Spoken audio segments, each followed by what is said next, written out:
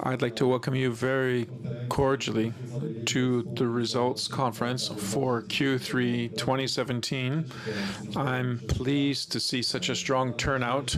It is my hope that I will be successful through this presentation and by answering your questions to give you a picture of the company's economic standing and share with you the management plans for the upcoming period. So a few key comments at the beginning. We are in the course of several major IT projects also to streamline management information. So the presentation you're going to see today has much more useful information for investor decisions and for analysts when doing your research about the company. These streamlining processes and the IT projects will enable us to generate results more quickly. Our internal ambitious goal is to deliver results on the 5th working day, business day of every reporting period in every month. And as of 2018, we're far from that, but this is what we're working to do. And we're going to publish results sooner and sooner. And we'll have the ability to report preliminary results because we'll be familiar and abreast of them much more quickly than up until now. Let me start with a business recap for Q3. Several important figures, nearly 900 stores.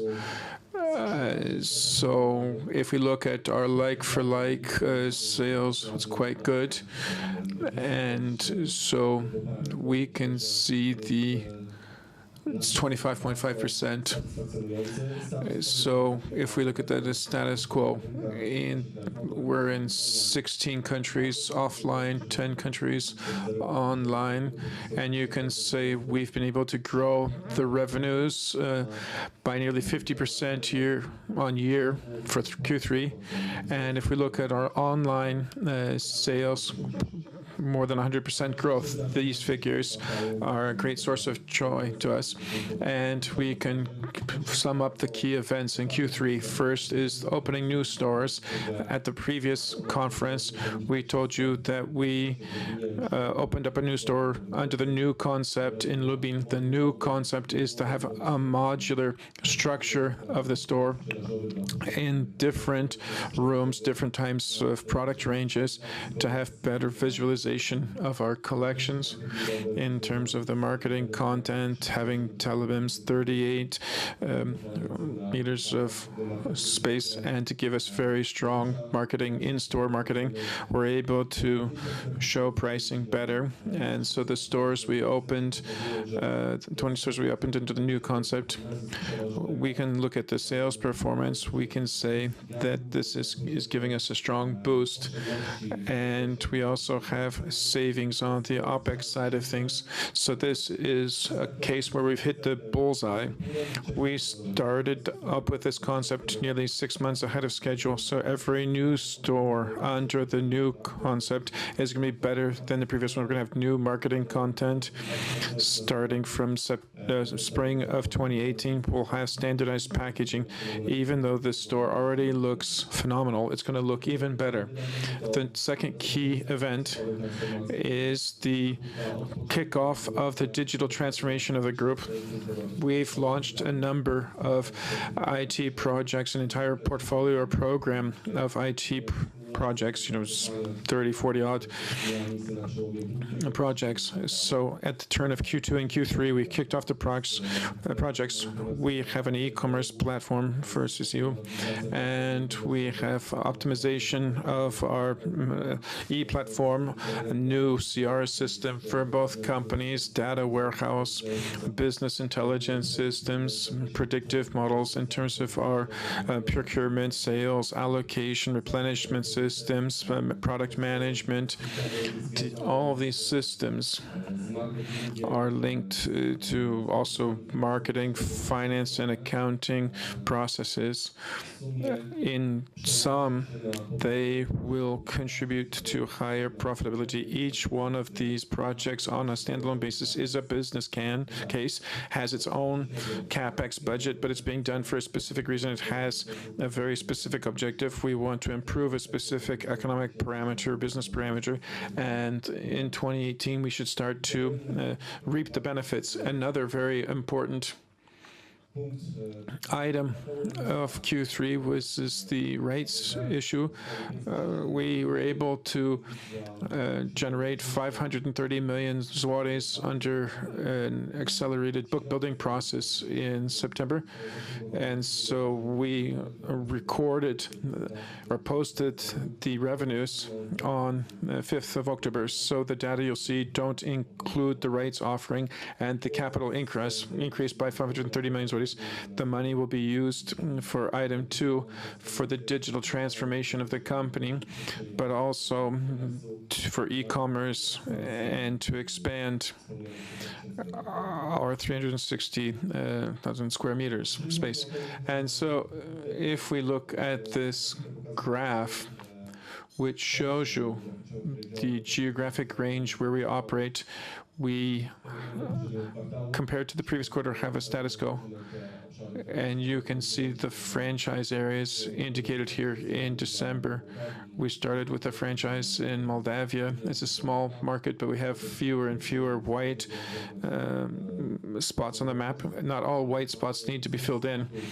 We also have our scouts in terms of franchise partners on all of the markets. We're analyzing our franchise models. As we've indicated at the previous conference in 2017, 2018, it's not a year or time of spectacular geographic change, but in 2019, we anticipate that we may see some new markets emerge. Right now, we're focusing on IT projects, and we're trying to streamline our processes and make sure that our organization is more efficient and effective economically. If we look at the growth in sales area, we've been able to add another 4,000 square meters, and so nearly 1/4 is from enlarging stores, especially in Poland and Czech Republic, where we have many stores below 500 square meters, so they don't really fit in our old new concept, where we're rolling over to the new concept. If you look on the right side of the graph, the geographic split is more or less that Poland has most of this enlargement. We're used to that, but we've got the biggest growth rate in Russia, 130%, and so we're going to add more space. So we're going to have a growth of 100%, and so in the upcoming years, we want to maintain that pace of doubling space. We see a lot of interesting space in Russia where we would like to tap into that opportunity. And if we look at our 25% on average, this is a very strong result. And so if we look at our sales performance, we're very effective in Q3 also. What you can see, this is quarterly data, not year-to-date data. So in each one of these markets, we've delivered satisfactory performance in Poland, CEE, and so we had 25% on average, but we had some countries like in Hungary where we're above 30%. Then we have Ukraine, we have 37% increase. So some of these countries achieved levels that were unparalleled. Austria and then Germany 10%. So we can see in these two markets we had very strong growth. If we look at the sales density in Poland, it's up 26%, but also in Germany. And so the sales density results is something that is something we're very pleased with in terms of Germany and Austria. Austria is becoming sort of the black horse. So compared to what we communicated in H1, we've seen improvement in cost performance. That's very pleasing to us. and we can decompose the Austrian result. We've got 27% growth year on year in terms of conversion. Traffic is up with falling OPEX. We also see in Germany we have conversion up 12%, traffic is up 6%. So we can say that in Germany and Austria, we've done our homework in the first half of the year. We verified, tested the reasons for this business not to be growing the way we wanted it to. So we've checked hundreds of solutions. Some were successful, some weren't successful, and some were counterproductive, like the experiment with margins in Germany. But generally speaking, we know what works, what doesn't work, and so we're more and more convinced that the profitability in these two countries is something we're going to be able to deliver. And we also have optimistic data in Austria, in Germany, and that means we can gaze with optimism at the expansion on these markets. We had said that we had a vicious circle at the first conference. Michał Kuźwiński mentioned that the lack of economies of scale means there's no reason to do marketing. No marketing means that there's less traffic. If you don't have traffic, then you don't have sales. And then basically we're closed in this spiral, this vicious circle. And perhaps this vicious circle is coming to an end because the data, we're starting to deliver the results. One quarter is not enough to be able to say that we've experienced radical change. But we can say that the data are positive or optimistic. What are the sources of growth for our revenues? The top line has grown in Poland, 137 million zlotys year on year, and in e-commerce, some 74 million zlotys. The other area where we have Russia is very satisfactory to us. One of the things that pleases us the best, this is achieving an internal target. We did it within 3 quarters. We wanted to do it in the whole year. This is a 15% market share or share generated by e-shoes, e-obuwie compared to the total. And so we have the highest level of EBITDA here. And so this is something that's very satisfactory to us. If we look at our financial results, the management teams believe that they're pretty good, pretty decent, good, or very good. And so we see a stable gross margin. As you can see, we've started to visualize the margin differently. And this enables you to see how what the difference is between the gross margin in the eobuwie segment from the overall retail. So we have a stable gross margin at the group level. Is something that's a very positive thing. It was 51% a year ago, and it's 51% this year. So with a margin that's lower by 3 percentage points in Germany to test, for example, price sensitivity in Germany. And we're not entirely satisfied with this experiment, but this will have a positive knock-on impact on traffic. So it does have some positive elements. So you can see the contribution of gross sales. And so you can see that 15% in eobuwie of sales gives us 12% contribution to our gross sales result. And so you can see the contribution at this level of the so despite the performance of year in year of 0.5% does in fact reduce that. And so if we look at the OPEX breakdown, so in different articles and research reports, this has generated a bit of controversy. So we have a difference of 125 million zlotys. In Q3 in 2016, we had 318, and the costs have grown to 403 million. And so costs are totally under control. If we look at the growth in the various categories, we have an increase in the costs of operation of stores by 180 million. And then we have 53 million in other areas, and the SG&A is up a bit. So we need to give you a little bit of commentary. The 4 million, let me take up this on 1 million is because because of adding new markets, Serbia and Russia. The other 3 million is growing size of operations, magnitude of operations. So building new functions or redefining functions like IT, e-commerce, marketing, as well as product management. Some of those functions we didn't have. Some of them we had, but they were at the crawling stage. Some of them we had to redefine again anew and to make them align to the size of our business and the group's ambitions. So adding 4 million of costs, having in mind the scale of the group, is something that's negligible. And so we can decompose them to two major areas, advertising and transport. We have the variable costs of eobuwie, which more or less growing in line with eobuwie. So we have more or less half of the growth in the costs. And if we decompose this by types of costs, so in Q3, we have advertising expenses for our sales, something we didn't do in the past. And then we had advertising in the retail segment, 7 million spent in Poland, the rest in Czech Republic, Hungary, Slovakia. We had never advertised there, but this contributed to sales growth. This is performance related, and this is the result of the ideas we had. The next thing we had in mind on top of advertising was 25 minutes. So shipping, especially in terms of eobuwie. So if we're delivering more products, then those costs have to grow.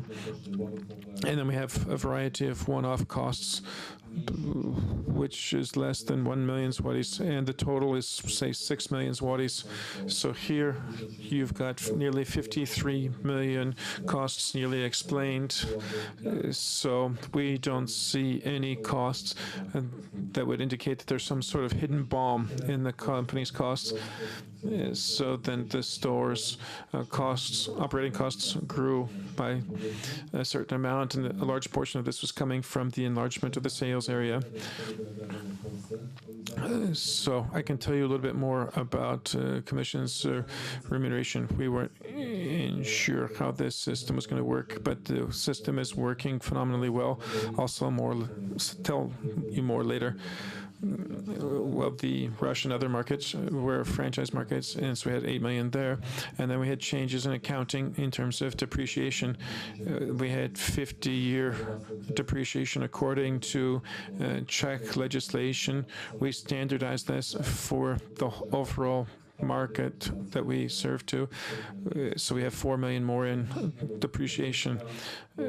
So we've got new remuneration systems for new markets, 8 million and 4 million because of depreciation. And so these costs, generally speaking, that's more or less what our costs look like. If we look at the growth in the costs of stores operation by square meter, we've got a 9% increase.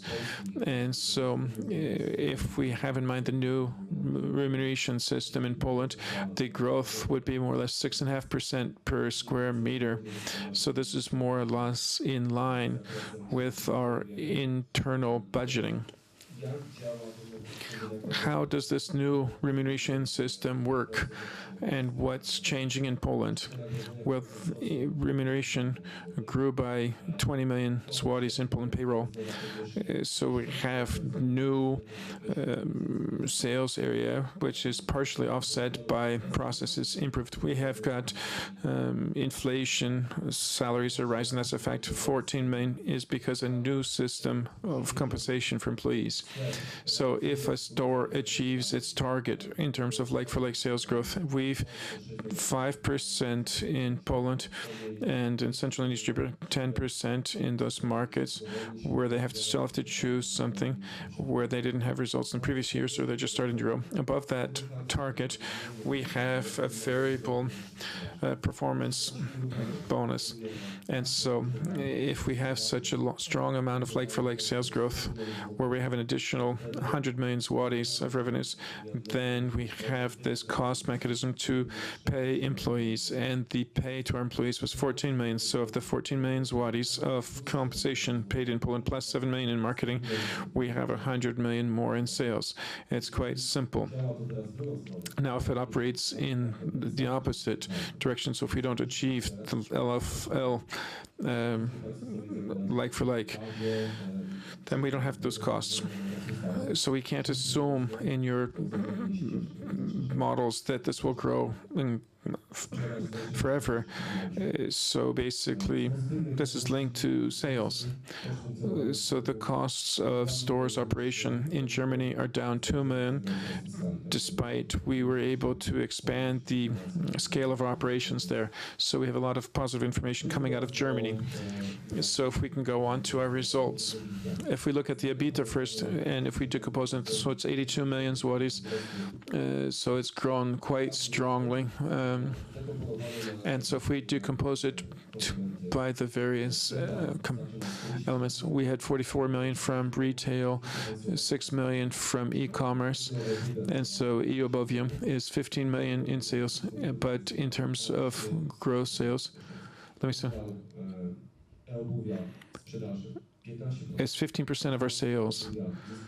In gross sales, it's 12%, but its growth, its percentage of EBITDA is 21%. And so it's grown by 6 percentage points year in, year out. So if we're talking about the second engine in the group, we're not overstating its importance. If we look at the other components of the results, I've already talked about we have got a stable margin, the general or overhead, general administration costs, then operating expenses. So it's minus 8 million. It's 4 million previous year. So we had bought the collection at slightly different US dollar rates. So it's changed a bit there. Then we have a pretty good operating result. And so EBITDA has grown by 75%, and so the margin has grown by 1.3 percentage points. And so even though we've got minus 7 million in tax, and last year we didn't pay tax last year, so the growth would have been even of greater size. So our net margin has grown by 2.7 percentage points. We've improved things here. The same is true for the first 9 months of the year. We have the lower margin in Q1, but we've been able to stabilize it over the subsequent quarters. So net profit, even though we have a radically higher tax, is at a satisfactory level, and our EBITDA margin is continuing to grow. And if we look at another interesting subject, this is one of my favorite topics. If I look at logistics, and as a CFO, we can explain the growth in our inventory. So the growth is roughly 500 million. This decomposes down to eobuwie, where we have nearly 115 million in growth in stock. And then we have more stock in the enlarged space, which is roughly 110 million zlotys and nearly 120 million zlotys. This is space. You know our targets in terms of floor space. So in Q4, you know how much more floor space we're going to add. And in Q1 2018, perhaps that knowledge is less available, but most of these new store spaces will be taking place in the upcoming months. And we have to have products. We buy products with a lot amount of lead time. So we have it in the central warehouse. So this is an investment in our future sales. That's what we call it. So then we have basically 80 million zlotys, and we had too low a level of stocks in Q3. So we had not enough stock in Q2 in 2016. And after Q3, we reported that we had 80% of our inventory targets. And so now we can say that these stores have sufficient stock to perform. Well, we've got IT tools up and running, and we're doing the business analysis to say that this is not the optimum level of inventory. We're convinced that we can optimize, and we believe, I'm speaking now more as a logistics person, this fits to our business model, and this is how it operates. So our inventories are justified by the scale of operations we have today and in the future. So they're calibrated to what we want to achieve in the future. But this level of inventory is not the optimum level. We need to refine this part of our business model. So you'll observe some additional growth in stocks in the next 2 quarters. Later, you'll be able to see that the stock per square meter, with the exception of eobuwie, because it's growing much stronger there. So our midterm target is to reduce stock per square meter, and the company is convinced that it can work on this subject. The next thing is to work on our working capital. If we go on to the next more or less slide, we believe that we have a simple short-term way of financing from vendors, and so this is a result. This is a short-term approach. So some of the vendors will move to that this year, some will move to that in the first part of 2018. So there's a lot of projects underway and things are happening here. If we look at net debt, it's under control. Year on year, it hasn't grown. It's grown at the same level as our operations have grown. So our net debt to EBITDA has fallen from 2.6 times to 2.2 times. So it's 2.2 times. So it's grown, but it's fallen by 0.4 without the inflows from the issue of new rights. So we would be down to 1.1 if we include the new rights issue. But even 2.2 at the Q3 is always the most difficult. So we can say that this was a very good quarter. If we look at our capital exposure to working capital, this is not something that looks totally different from the previous quarters. You can see that above all, we have cash involved in our inventory. So we're more or less at the same level in terms of payables. If we look at our cash flow, we can say that on one hand, we continue to have negative operating cash flow, but it's improved by 100 million zlotys year in, year out, year on year. That's pretty good information. It'll be very good information when the operating cash flow is going to be positive in every single quarter. Here we do see some progress, and we're pleased with the progress we've been able to record. We've paid down some debt. We have a slightly higher investment cash flow linked to the IT projects I've referred to. We've also enlarged our office in Warsaw, the HQ in Polkowice. So now, if we look at our plans for 2017 and 2018, here I would also like to mention to you that we want to communicate a little bit differently. We're working on the new strategic focus or outlook, and I hope that we're going to be able to present that to you at the annual results conference, and we'll speak at greater length about our strategy over the longer period of time. And since this is the last meeting of this year, I'd like to give you some guidance about 2018 and what might happen. So if we look at the floor space,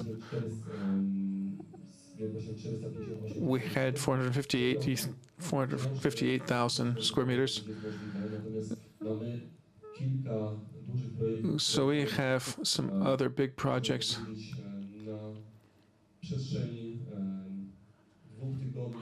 Over the next 2 weeks, or maybe they'll slip into next year. We prefer to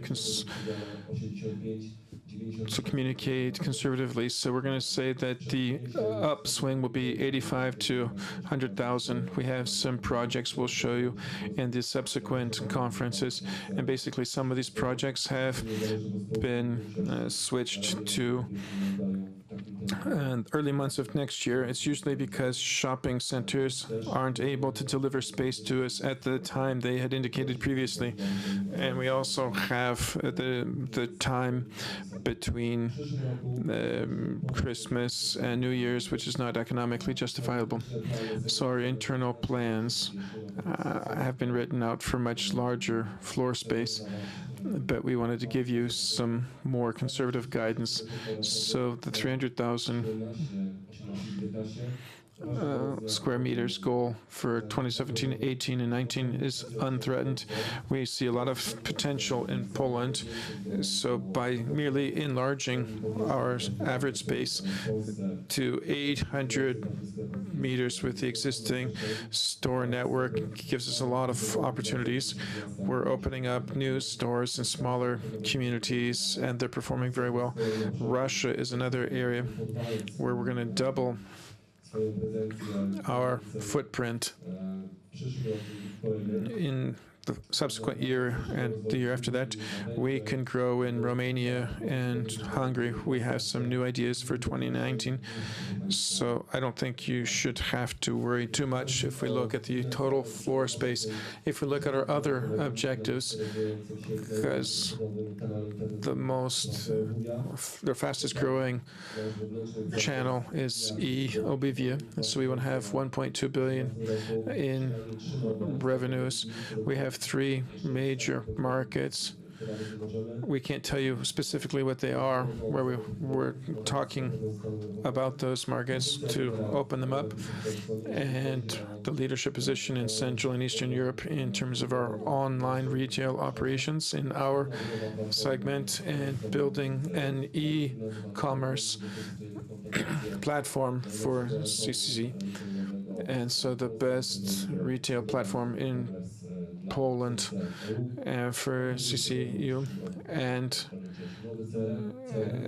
so we'll have a new CR system, click and collect, in May of next year, and then a smartphone application for this.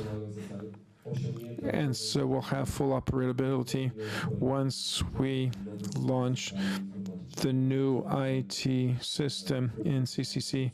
It will enable us to handle these sophisticated approaches. We have the logistics distribution center to give us the overall distribution capacities for eObivia and our CCCU. And then we'll continue to develop our e-commerce platform. It's good, but it can be even better. And we want to develop our own brands, which will enable us to work on our own gross margin in the and so we can say that some interesting things are happening in eObivia, and this will make a contribution to our results. So now if we recap our objectives, what might this lead to in 2018? In several key things. So growth in revenues in the group to exceed 5 billion watermark. So 28% growth in 2017, 34% in 2018, and 20% in 19. Those are our minimum plans, which gives us 4, 5, and 6 billion. And so we have a higher appetite. Our online revenues should have a contribution of 20%. Gross margin should remain flat, and having eObivia's growth means that we have to work on our margins in our traditional business to improve our margins. We've got potential here. in terms of sourcing products from different geographic regions, and we have more predictive systems of sales, managing allocation. So the ability to combine expert knowledge with evidence-based management. We're going to have more and more of that type of support, and we have specific business cases for all of our IT projects, and we have an idea of what value each project should deliver. And then we'd like to deliver an EBITDA in excess of 650 million, having in mind our management program. And so you think you see that the company is making sure that it stably generates shareholder value. And you know, of course, that the management board is very ambitious, and it treats these targets as the minimum levels of its targets that it wants to achieve in 2018. That's it from my side. In terms of the overall presentation, we've got a lot of time set aside for you for questions you may have. So I hope that the information I've not been able to convey to you, you'll ask questions about them, and I'm going to be able to respond to your questions. So I'd go ahead and invite you right now to start posing questions. I'd need you to pose those questions to the microphone, however, to make sure that everyone can hear. I'm from JP Morgan, so I'll start from the end. In terms of objectives for 2018, the gross margin remaining flat, is that a little bit conservative? Having in mind what you said today, the guidance that you've suggested, that you have more aggressive growth in terms of the external brands that you want to bring to the table. This is very conservative guidance. We know that we've got potential. So you don't see the potential in Q3 data because we still had spring collections. As I said, will happily outperform these objectives. In terms of your policy of adding third-party brands, are you planning to be more aggressive in this field? To be more aggressive? Well, no. We want to be stable and have a fast pace. In spring 2018, we're going to have many more than last year. And what you'll see, we will look at the whole segment of customers that we haven't tapped into yet. This is something that's going to be well thought through. We're going to have a marketing, products, merchandising. So spring, April of next year, things are going to be happening.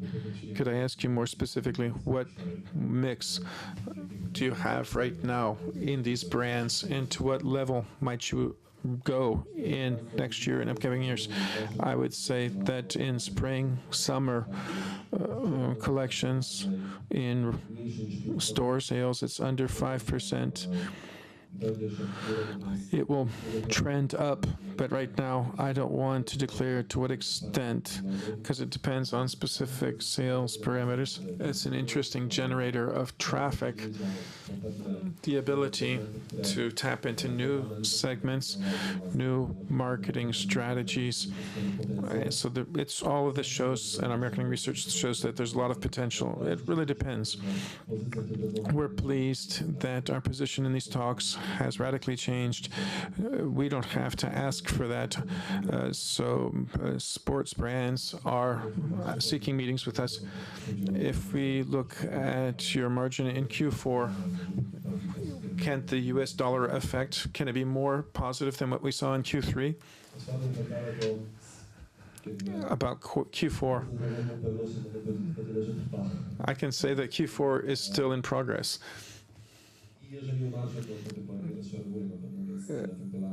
Well, the US dollar effect exists, so it can be notable. But we have to talk about the quarter with respect to the overall quarter. It depends on the weather.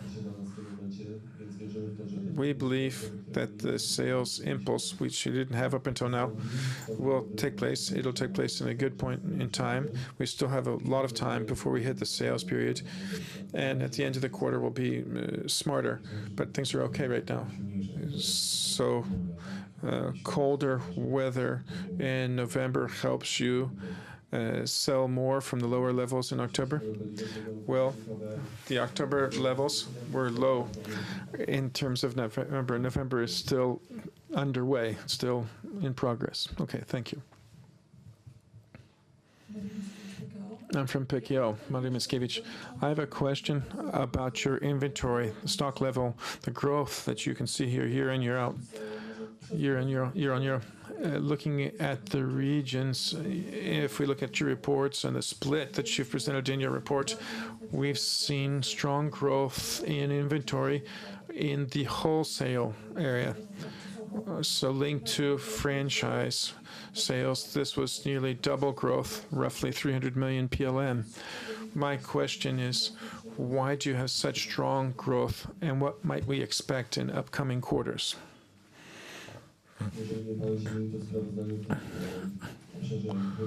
If we look at wholesale's growth, we also show inventory where we're selling amongst companies in the group. So there's nothing spectacular there that we would have some sort of problem there. If you look at this, the franchise operation is something that's only an add-on, a booster. That's the commentary I would make. Any other questions? I don't. You've only posed a modest number of questions. I'm from the TFI. I wanted to ask about the new compensation system. Let's say your like-for-like will be below 5%. By how much would your costs per store fall? Per store? Well, the costs will grow because you have more stores. So I'm not thinking about payroll costs year on year. I'm thinking about the cost per employee. Well, they've grown by 14% because we've got good sales and good like-for-likes. But if like-for-like sales will be weak, by how much would your payroll cost fall?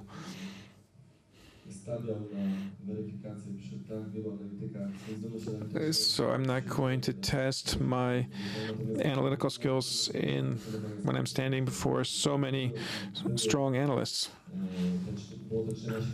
We had 13 million in 3 months with us outperforming our targets in terms of like-for-like. We added 13 million, and let's say we would have another 3 months in which we didn't achieve the 5% like-for-like, then that line item doesn't exist, then it would be zero. There's no minus.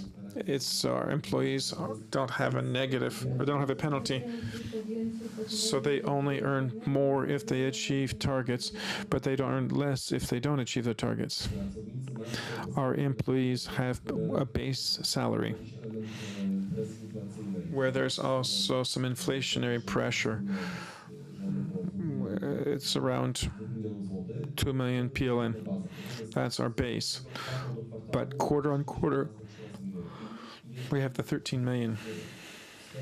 So let's say in our stores, we had 113 million zlotys of payroll costs, hypothetically, because we had a high level of like-for-like. So if we'd had the same scale of operations and the same staff levels, the same processes, so we would have 100 million. That would be the base salary expense, payroll expense.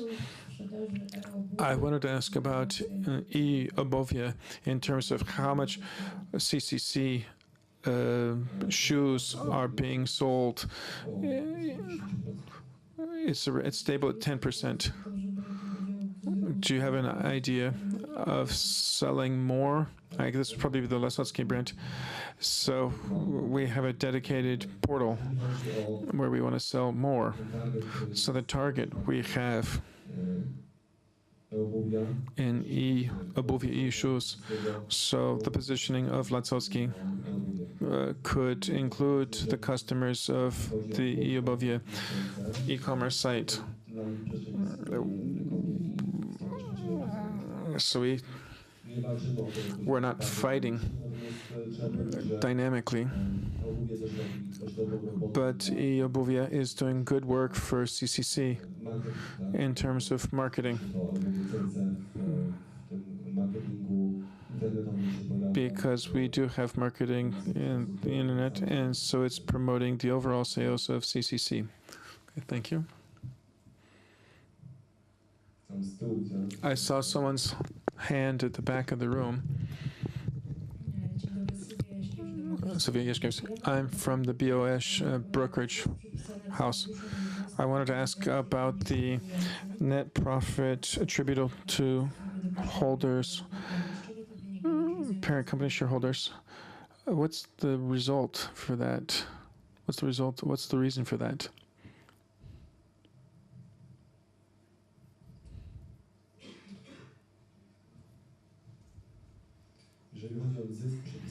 If we talk about net profit attributable to minority shareholders, I don't think it should fall because it actually grew. It grew year on year, but it fell compared to Q1 and Q2 of this year. Because Q3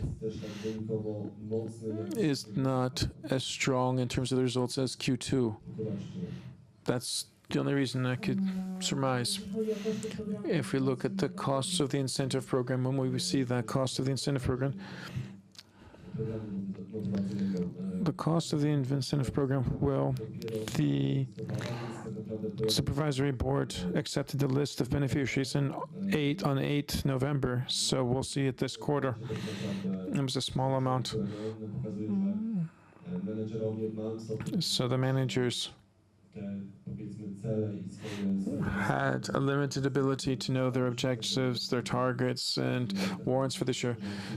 So it's going to be, several million zlotys, say up to around 5 million zlotys, closer to 5 than 10. So I understand the next year it can be in the teens. So we'll have an actuary assessment. It'll be tested by the statutory auditor. But your motivation program is net of that? Well, it's net of the costs of that program. Okay, thank you very much.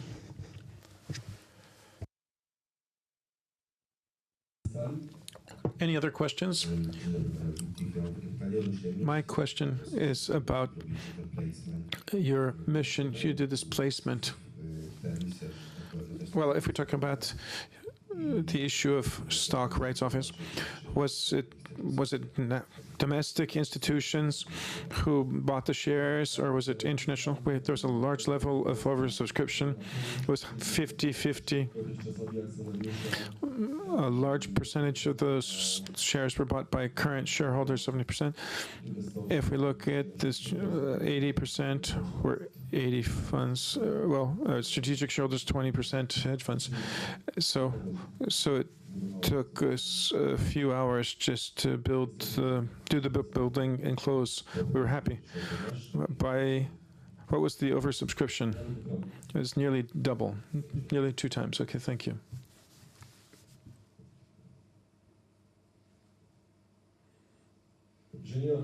If there are no more questions from the room, I don't want to point to somebody and ask him to pose a question. We have some questions from the internet users.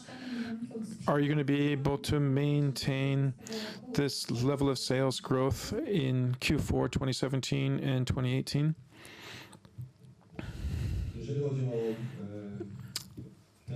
If we look at Q4, it really depends. Well, we've prepared well for this quarter. We've done our homework, but our business depends on weather impulses. And so the beginning of the quarter,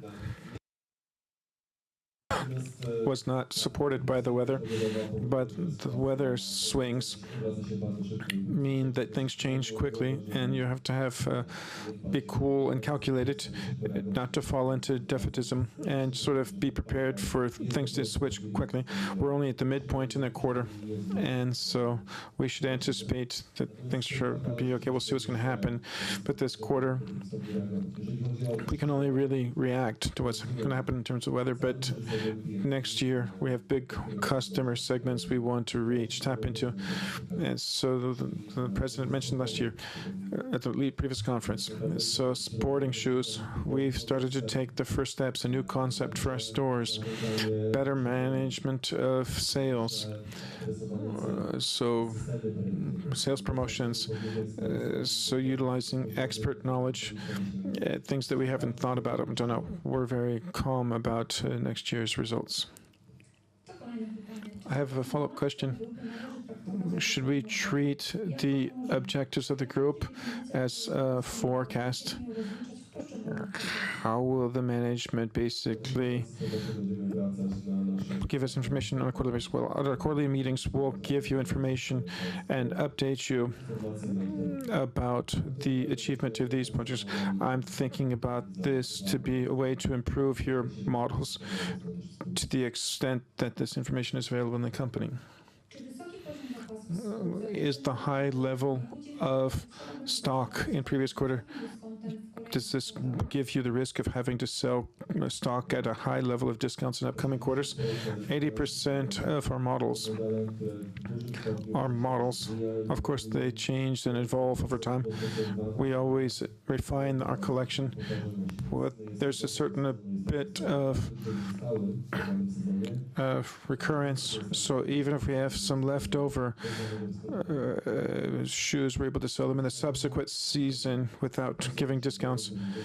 I would have more comfort if we had lower stock. I think we have some potential to reduce our stock,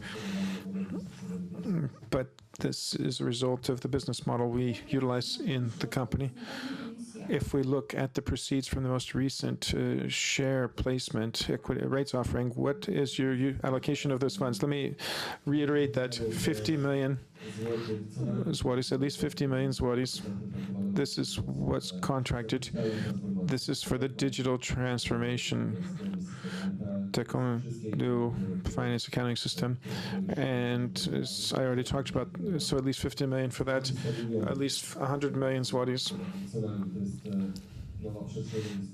is new logistics space for CCC Obuwia e-commerce, 100 some odd million for capex, for new store space, and around 30 million zlotys for office space in Polkowice in Warsaw, and to add new functions that we didn't have in the company up until now. And they've been a limitation to even faster growth up until now. In upcoming quarters, can we anticipate fixed expenses growing because of rental expenses growing and fixed payroll expenses? In terms of rental expenses, it's neutralized within the group.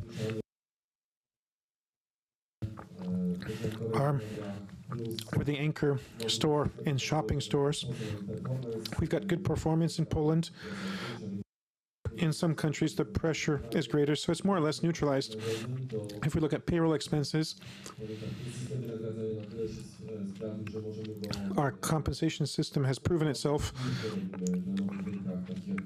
We're doing this in Croatia and Czech Republic, and we have a very positive impact as a result. You're looking at the operating leverage we have. So if we have costs, we also have radically higher level of sales. So there are elements that can drive costs, but at the same time, we've got this IT tool. We're streamlining operations. Our objective is to neutralize the growing costs by being more efficient. We, of course, acting with humility, we're very effective. The group is well managed, well run. In some of our operations, we do see some room for us to improve. At the end of the day, I would say that we shouldn't see any major growth. So we should be close to zero. Any other questions? I have another question. Will the new arrangement, visual arrangement, impact sales? Well, the sales density is growing. So this is a result of the conversion that's improving quite strongly. One of our great strengths is that we show prices clearly.